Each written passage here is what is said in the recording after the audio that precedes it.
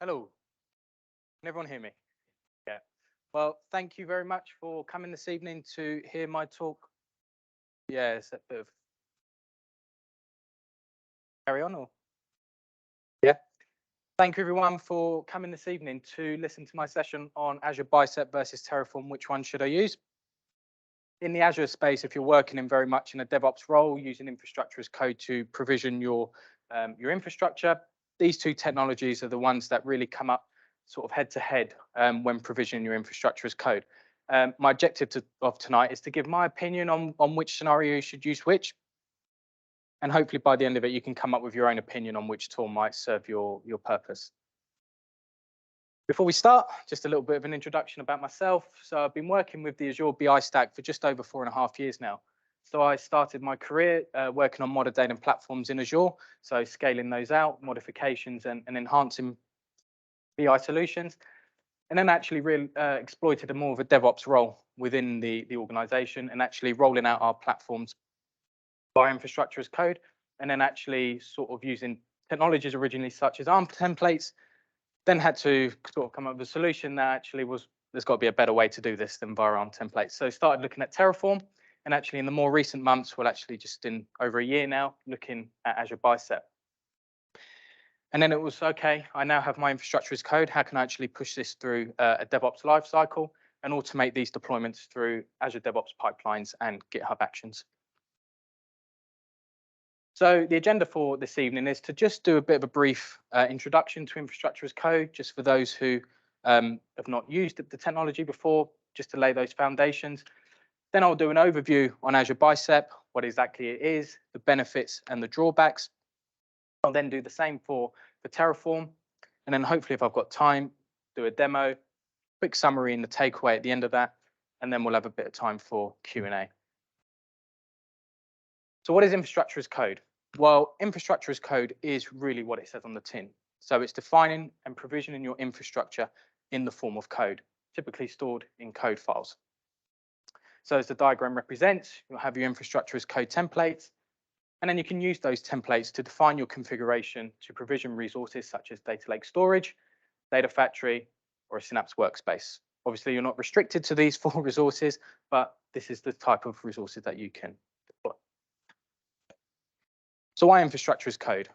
When I'm working with a lot of clients or junior members of the team where I'm working, I always get the topic, well, I'm not really a developer, I'm not a coder, I can define and provision my infrastructure through the portal. And I can say, yeah, that's great, you can do that, but that will only get you so far. And my first reason why you should use infrastructure as code is speed. So once you actually become competent in defining and configuring your templates, you'll quickly realize that ability to roll out infrastructure to your customer environments or internally will become a lot quicker. Reusable. So when working with clients, I always try to bring things back and actually sort of help explain actually that don't just think about how this template will be applicable to the project you're working on now, but actually how can you make this scalable and achievable for projects further to come. And repeatable. So going back to that first example when I said that you can define and provision through the portal, and let's say you spin up your dev infrastructure and you create all your configurations through the portal, how do you actually translate that to your test environment or your production environment? You have to remember all that configuration. Whereas if you have that all in infrastructure as code, you can easily transition that to the next environment. And source control enabled. So if you've got your templates linked to a GitHub repository, for example, you now have an audit trail of the history of that infrastructure. So if there's been a problem, you can actually see, okay, this person's made a change here, that's caused that problem. I can revert that configuration, redeploy my infrastructure, and get that back into a working state. And you can orchestrate that through CI/CD, such as Azure pipelines. So you can push your infrastructure as code through the DevOps lifecycle. So what is Azure Bicep?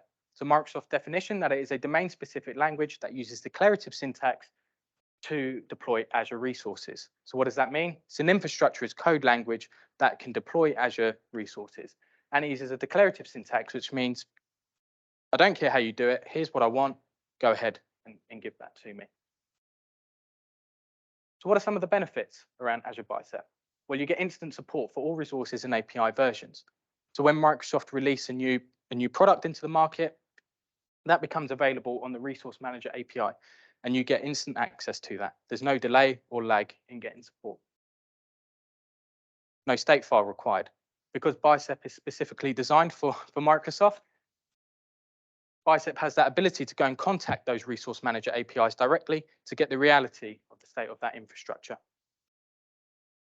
Ability to create module deployments. So yes, Terraform can do this, but if you previously worked with ARM templates, modularizing your deployments was always a bit of a pain.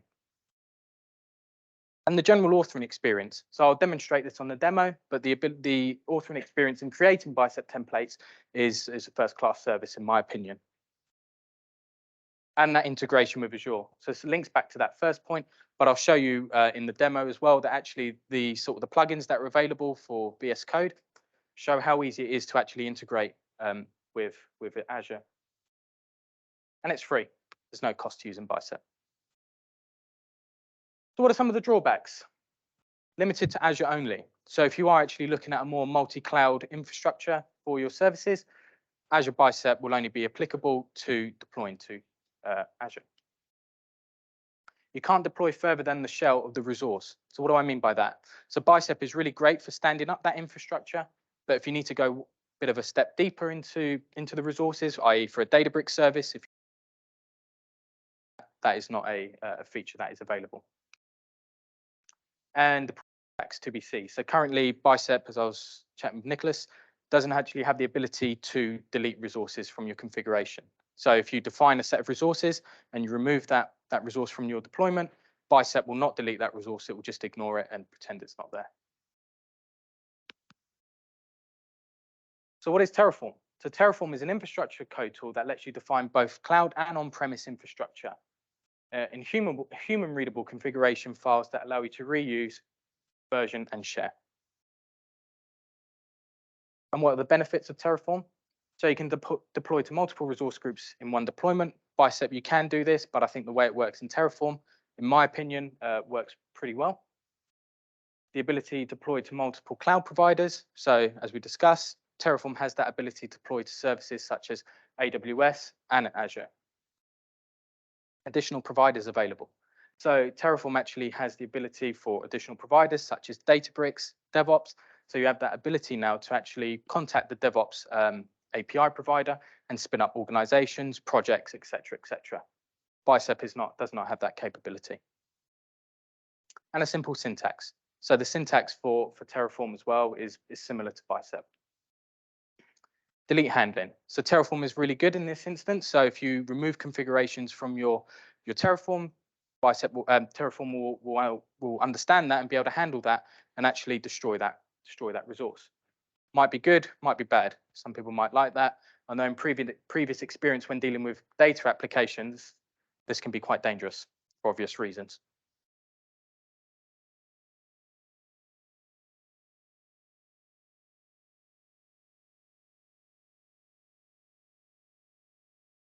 What are the drawbacks? Well, the first and foremost, in my opinion, that gives Terraform its biggest drawback is the state file. And the reason Terraform needs to use the state file is because it has that capability to deploy to multiple providers. It needs a unified way to actually manage the state of these existing infrastructure. Bicep, on the other hand, can go and contact those resource manager APIs. Terraform needs this middle ground where it actually has a state file which actually has the configurations of the reality of that infrastructure or what it believes the reality is. Increased overheads, again, linked to that state file, but there is a bit more increased overheads. Again, I'll demonstrate this on the demo when deploying Terraform opposed to Bicep. The integration with Azure. So again, I'll show this on the demo, but that whole ability to deploy straight to Azure does work well with Terraform, but it's not doesn't work as well in harmony as Bicep. And you get a delay in support for new resources and access to APIs. So when Microsoft actually release a new technology, you have to wait for HashiCorp to develop those Azure RM APIs to allow you to deploy. Demo. So enough of me talking.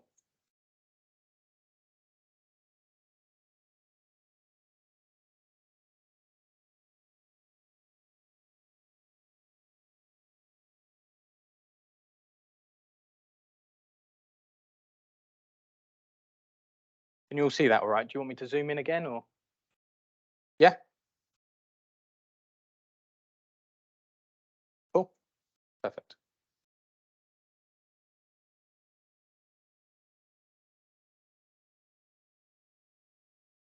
So here we have a basic bicep file here. And then we can see at the top, we're declaring some parameters here. I've got these parameters hard coded just for the purpose of the demo. So as we can see, we've got a parameter here called storage account, and we're setting the hard-coded value of that to test BCST007. And then we're also on our next parameter providing a storage account SKU, which has some allowed values in here, which means that actually you can only pass in this value in here. Obviously, you can pass an array of values, but for the purpose of the demo, I've just got the one. And then I've got a parameter for the storage account kind. Again, I've got some allowed values here that you can only inject those values into that, and the same for the deployment location, etc., etc. Now, once I've declared my parameters, I can just simply reference them here in the configuration of my bicep template. So for example, here we've got storage account name, and that is simply just referencing that parameter there. So it's very easy to declare parameters and apply those parameters into your configuration. And as we can see, we've got the same for location, SKU, name, account, and the storage account kind. Cool. So if I wanted to deploy that template into Azure, in the VS Code extension, we get all these commands here. So if I type in bicep, I get the bicep visualizer, which I'll show. Then I get the deployed bicep file. So that allows me to, I'm still signed in, select my file. So I want to deploy this file. I'm actually just going to give that a new name, sorry, just to make sure it's unique.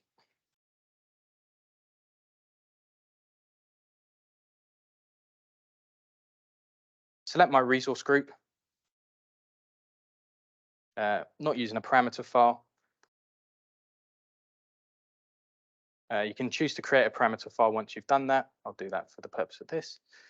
You can see it's creating me a JSON parameter file here. And that will go ahead and that will now actually deploy that template to my resource group. Look here. We can actually see that that's now contacting the resource manager APIs, going ahead and deploying my bicep template.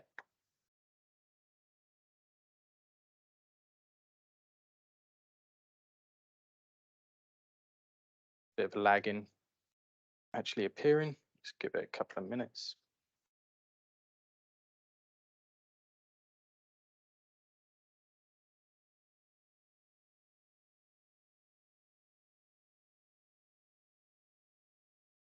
And then we can see I've got my storage account there. So that was very straightforward on deploying a very simple resource, but it just shows you how quickly you can get your infrastructure into Azure. Now, if I wanted to create a module deployment for that, that's very simple as well.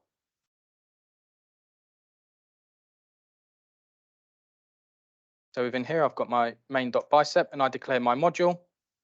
So I type in module, give a reference name, and then I just point to that file. So I just that is literally the path of the file on my local machine. And then you just have to apply the parameters that you've defined in your template file. And that actually gives you the ability to go ahead and reuse those templates multiple times. So if I wanted another storage account, for example, I could quite simply just copy this, give that a new name, storage account 2, storage account 2. Obviously, I'd have to inject different parameters into that, but then that would allow me to actually deploy 2 storage accounts. And if you get some customers that say, well, actually, I want to work strictly with ARM templates, which want to be difficult, you can just say no problem. And actually, what you can do in your module file, you can do a bicep build. And actually, what that allows you to do is it allows you to output your bicep template in JSON in an ARM template. And then it defines all the configurations and all the properties of those resources that you've deployed. It's quite handy. And another nice, neat tool that you can get with the VS Code extension is you get the bicep visualizer. And I'm actually going to demonstrate this on some bicep where I've got a bit more infrastructure to show.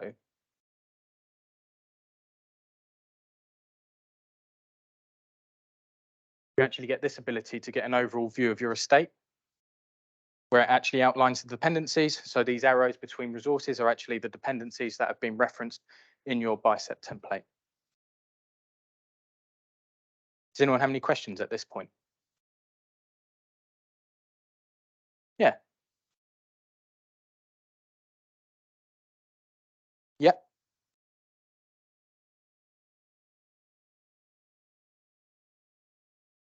Yeah, so you can wrap it in a for each as well. So yeah, and you can define that in account as well. So you can define a count of 5 and you can say for I in the parameter number and it will loop around that 5 times and deploy that. Yeah, so you have that ability.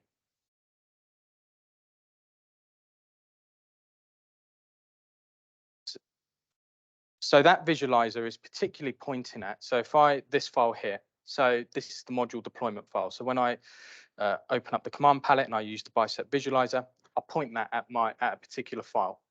So that's pointing at my main.bicep, which has all the modules that I'm referencing in that template. Yeah, yeah.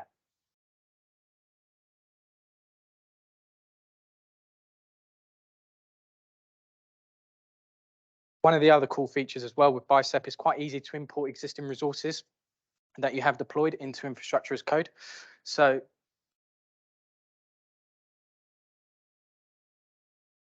if I create a new file in here,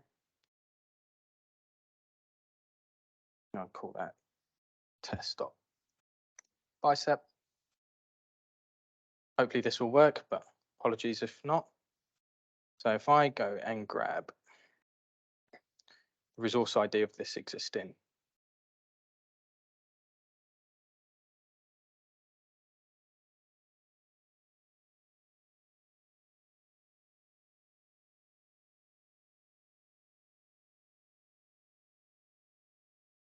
insert resource, I'm going to choose that file. I can paste in the resource ID. I hope this works. Apologize if not.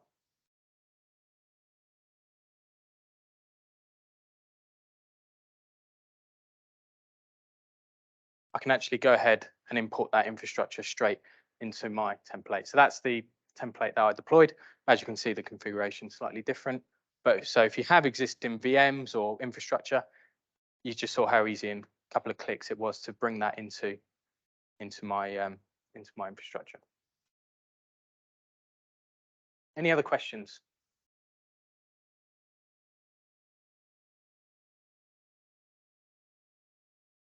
Yeah.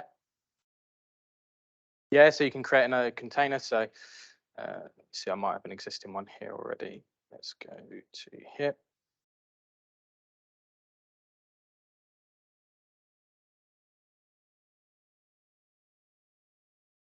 So yeah, you can see there's an API for blob services, containers. You can see that.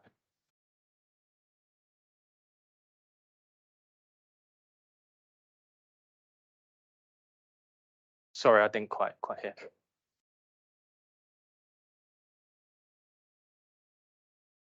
Sorry, do you mind speaking?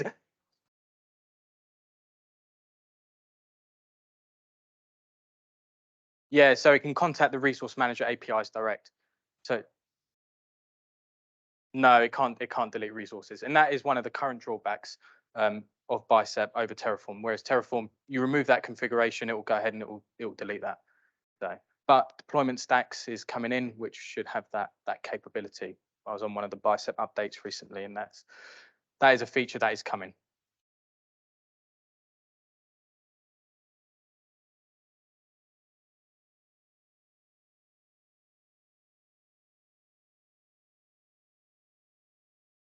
Yeah. So if you, let's say, already had that storage account, Bicep's clever enough to know that it already exists, and it will update that storage account with the configurations that you've defined in your template.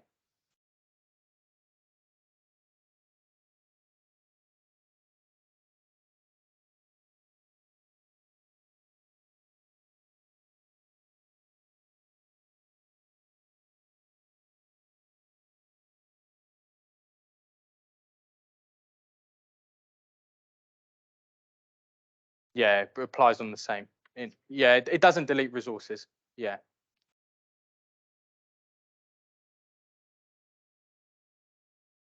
Yeah, it's separate within the rule. It won't trash the container.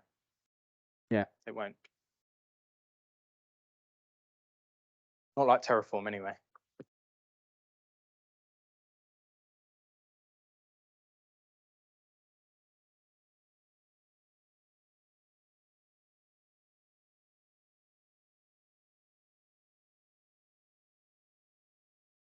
So, and incremental.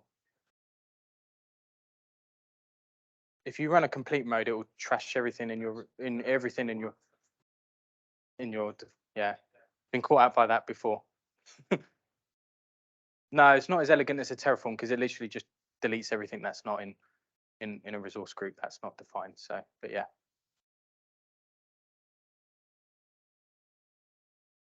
So if we look at a similar template for Terraform, have we got any Terraform users in the house? Any Bicep users in the house? Yeah.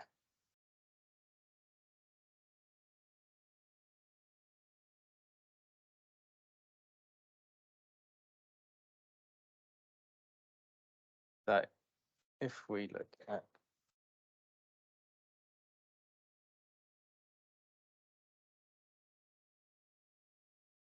the Terraform, for example, we can see that already that even just running the simple commands of just initializing installs a lot of these overheads in here that you don't get with Bicep.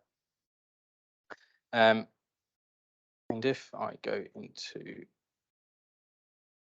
here,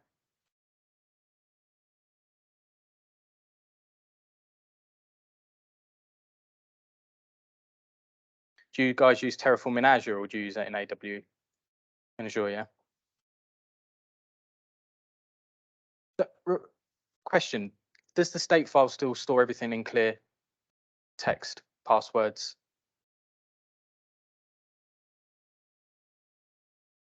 In Keyboard, but if you've got, when you deploy a SQL Server, for example, you have to define password for that.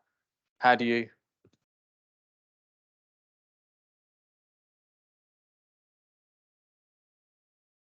Never in the state file. Okay.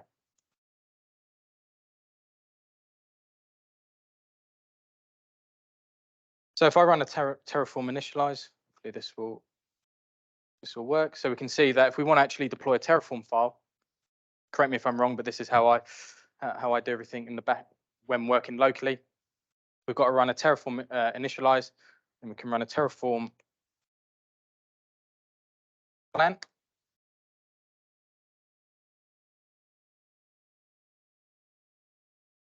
So in my opinion, this solution isn't as elegant as using the extension within VS Code to deploy a Bicep file.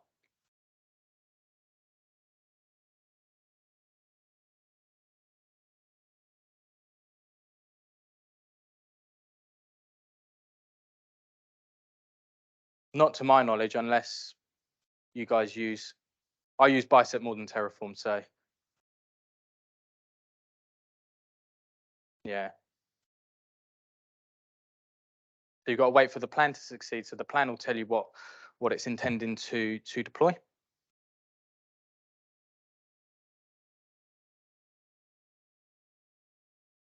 You don't mind it?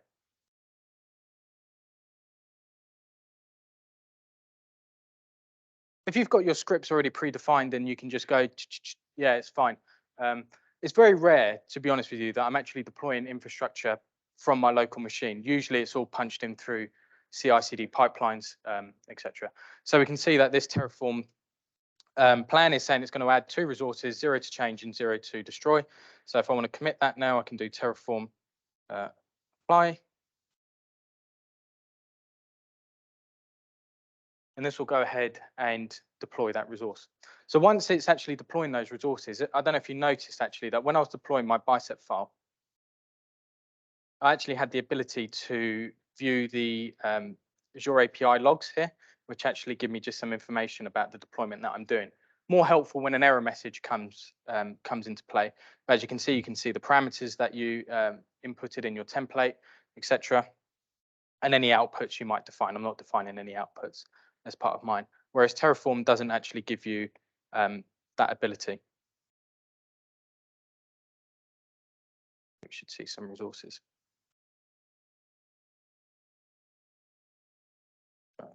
Yes.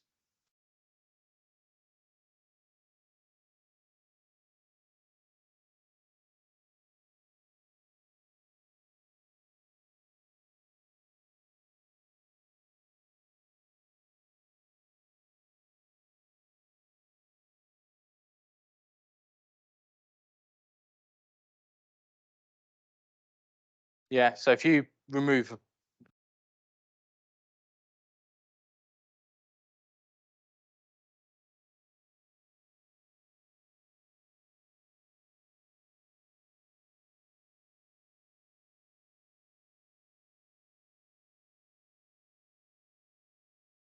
in Bicep,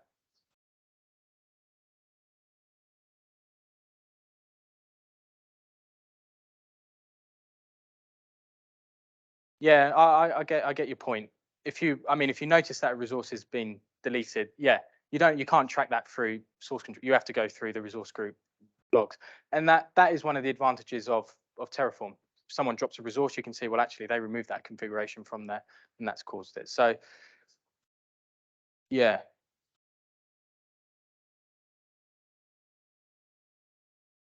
yeah, and and as you can see, it's deploying that resource there. It's pros and cons. We've been caught out. So where I work, we use particular data platforms. Delete handling in data platforms is dangerous. I had an instance where we provisioned all this resources in Terraform, deployed our database, set the SKU that we wanted. We realized actually the SKU is not happy at the right level. Instead of actually going ahead and redeploying all that infrastructure, we thought, let's just set it up a level.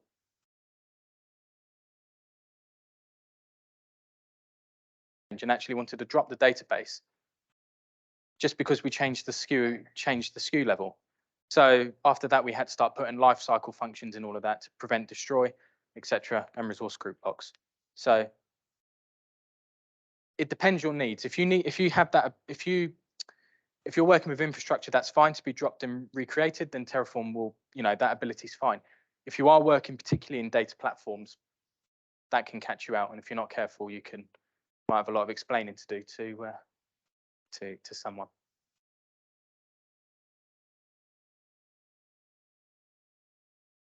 So that's creating. And then while that's deploying, if we look at a CI/CD pipeline, so does anyone here use DevOps pipelines? Yeah? GitHub Actions? Yeah?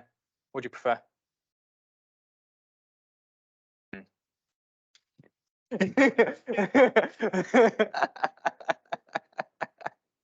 Okay, so for the purpose of the, yeah.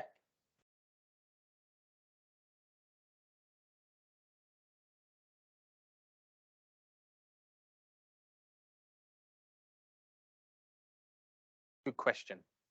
Let's catch up afterwards. Yeah, because that's a bit of a long-winded. Yeah, let's catch up.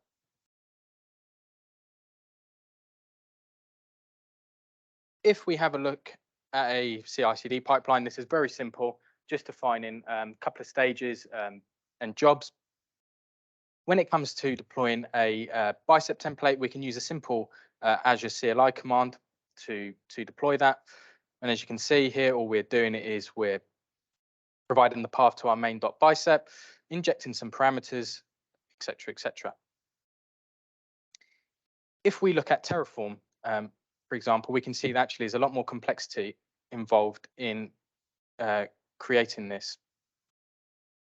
So I've got some stages here. I'm using YAML template files.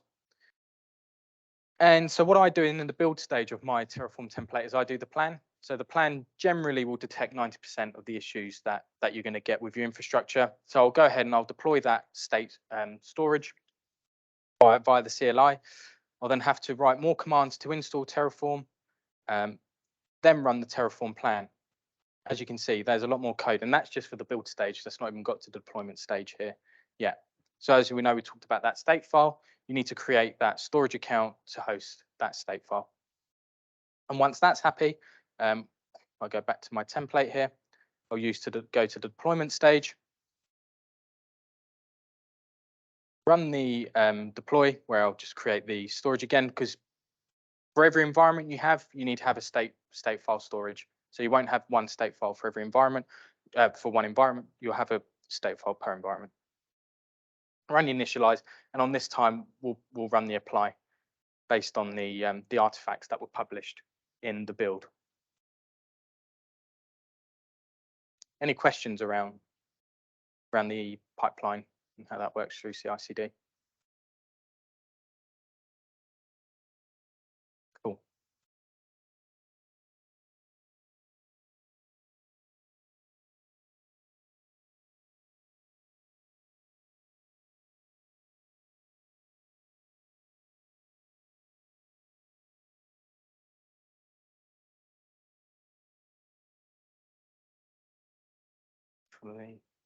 Oh.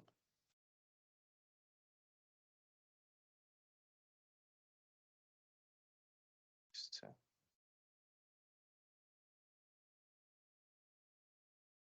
give me a second.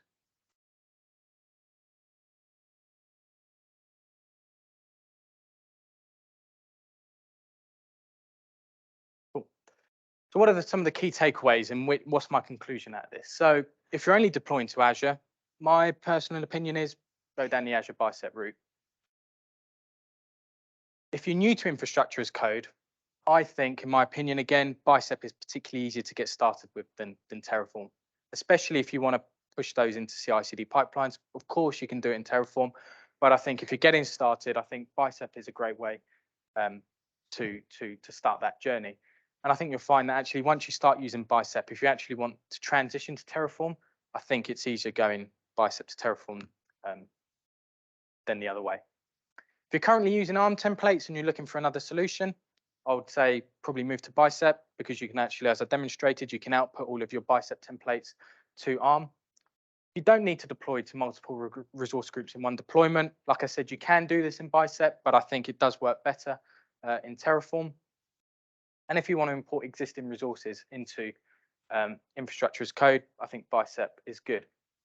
Has anyone used the Terraform importer? How good is it? Yeah.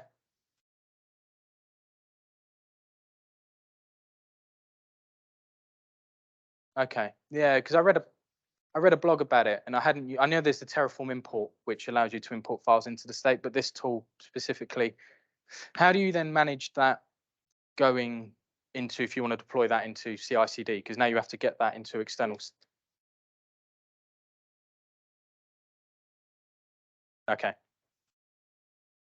Yeah, it's developing. Okay. Pardon?